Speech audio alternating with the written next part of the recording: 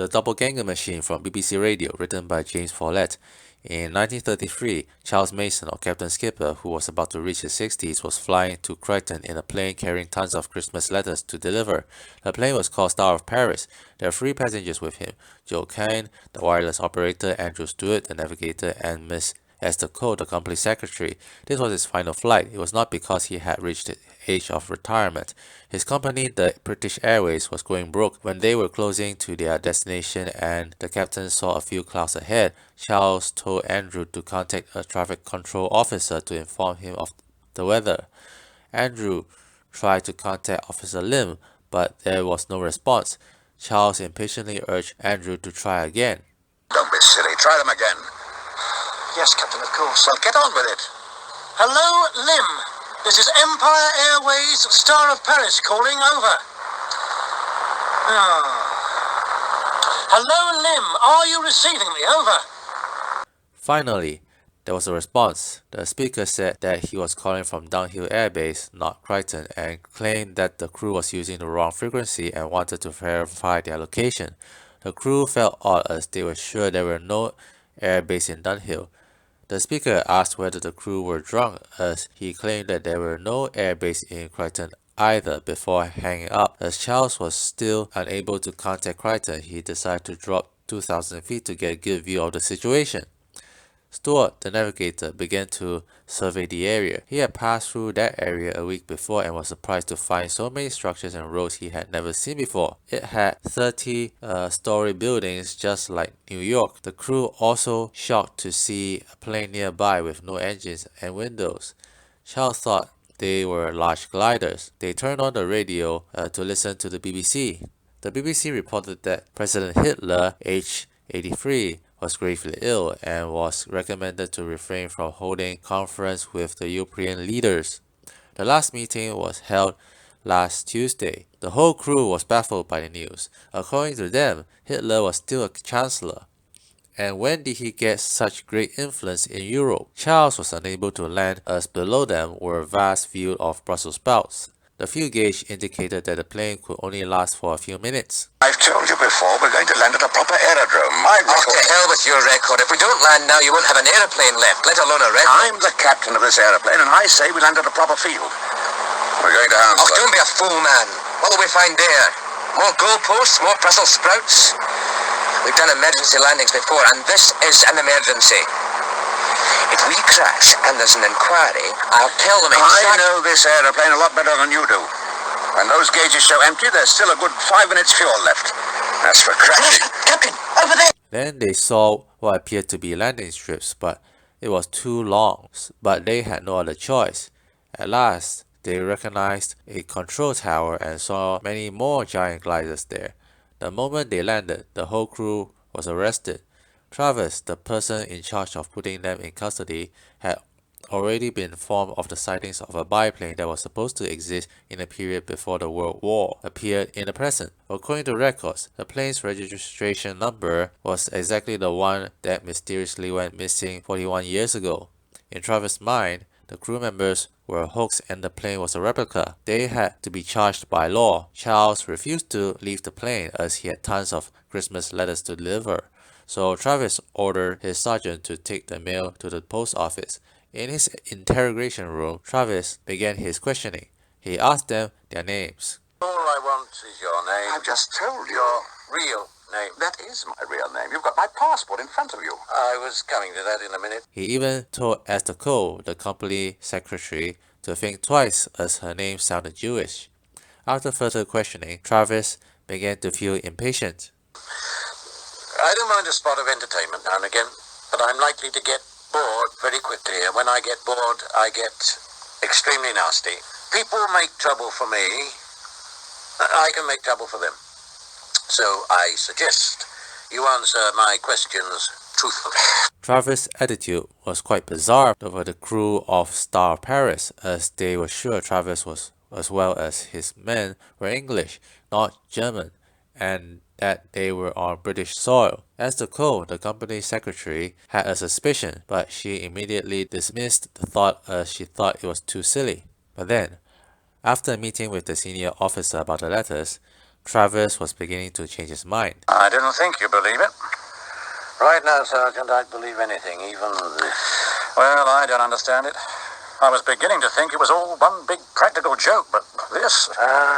How would you fake 100,000 postmarks and stamps on as many letters? Travis told the officer to leave the bags of letters alone. Back to the interrogation room. Before Travis resumed his questioning again, Charles asked, Mr. Travers, we want to contact our families. Miss Coe is anxious her parents should know she's all right. I usually telephone my wife, and I've got to notify our Croydon office. Later. Now? It will have to wait. I insist we have a right. Rights? Who the hell are you to talk about rights, and he continued. It's no good you going on about your rights because you haven't got any. None of you. You're all dead. Travis and his sergeant were preparing for the accommodation of Charles and his crew. Several easy chairs, coffee table, television. Get rid of that. Radio? Yes. That too. Books? Magazines? I'm not sure, sir. If there are, get rid of them. I don't want anything in that unit to connect the date too obviously with 1974. Then Travis was informed that an officer by the name Johann Muller from Berlin would be arriving tomorrow. Travis knew him very well, for they had trained together before the war and he disliked him. He was a National Socialist and his name was originally John Miller before he changed his name after World War II. Upon arrival, Muller wished to see the crew alone. Charles, by this time, refused to answer any questions until he had his lawyer. So Muller asked Esther Coe instead. He was very interested in her, for her name suggests that she was Jewish, as he suspected Esther to know what exactly was going on. Remember date? I don't know the date. I don't know. You do. I don't.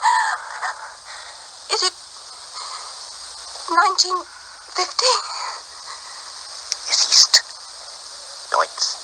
1974. Meanwhile, Travis had checked on their families. Charles Mason claimed that he was married, but the records indicated that he was not. And Esther Coe's father, who was still living and had reached the age of 85, had green eyes, but Esther's eyes were brown. Travis let out a sigh of relief. He felt he had finally saw through the lies of those people.